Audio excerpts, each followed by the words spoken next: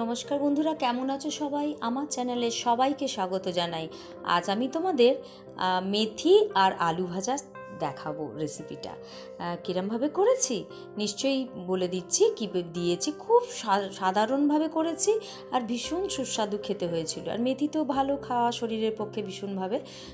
তো দেখো, মেথিটা প্রথমে আমি পাতাগুলো ছাড়িয়ে নিয়ে ধুয়ে নিয়েছিলাম। এরপর কড়াইতে একটু সর্ষের তেল দিয়েছিলাম 2 টেবিল চামচ মতন।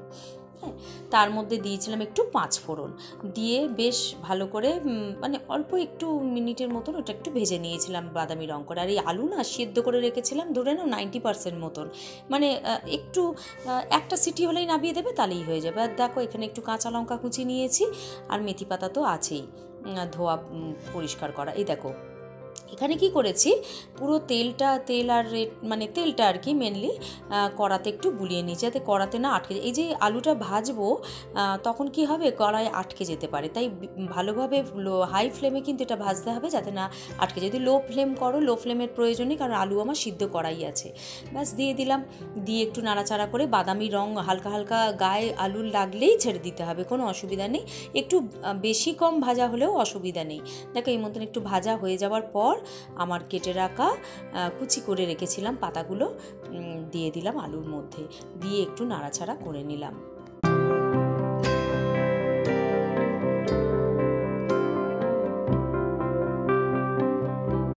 এইভাবে একটু নাড়াচাড়া করে নেওয়ার পর এর মধ্যে দিলাম খুব অল্প মশলা, হচ্ছে কাশ্মীরি গুঁড়ো লঙ্কা দিয়েছি একটু, আর একটু হলুদ দিয়েছি। আর এতে কোনো কিন্তু মশলা সেরমভাবে দেওয়ার প্রয়োজন নেই। আর একটু কাঁচা লঙ্কা তো কুচি করে রেখেইছিলাম, এটা অপশনাল, দিতেও পারো নাও দিতে পারো।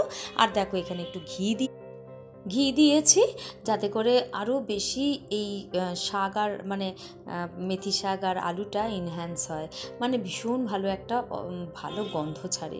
খুব ভালো, মানে ঘি দিলে একটা আলাদা স্বাদ আসে আর কি।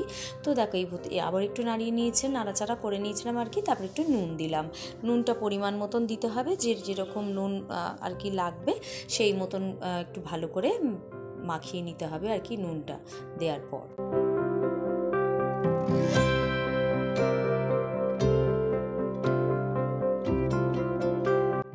নুনটা দেওয়ার পর কি করেছিলাম, আমি একটু চাপা দিয়ে দিয়েছিলাম এই 1-2 মিনিটের মতন, বেশিক্ষণ না। চাপাটা খোলার পর দেখো, একদম দেখবে নুনটা যেহেতু দিয়েছি, এটা তো শাকেরই মতন, পাতা থেকে জল বেরিয়ে গেছে। তো আর একটু নাড়াচাড়া করে নিতে হবে এই মতন, একদম বেশ দেখবে জলের কোনো প্রয়োজন হবে না।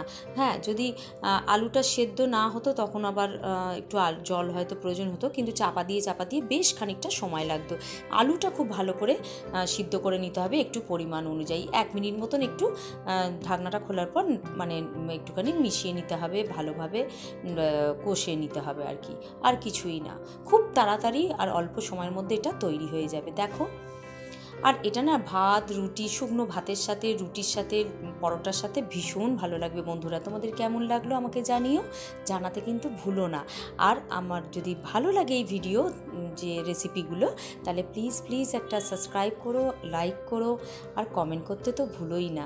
আজকের মতন এইটুকু, আসছি আবারও নতুন কোনো কন্টেন্ট নিয়ে। আজকের মতন থ্যাংক ইউ ফ্রেন্ড।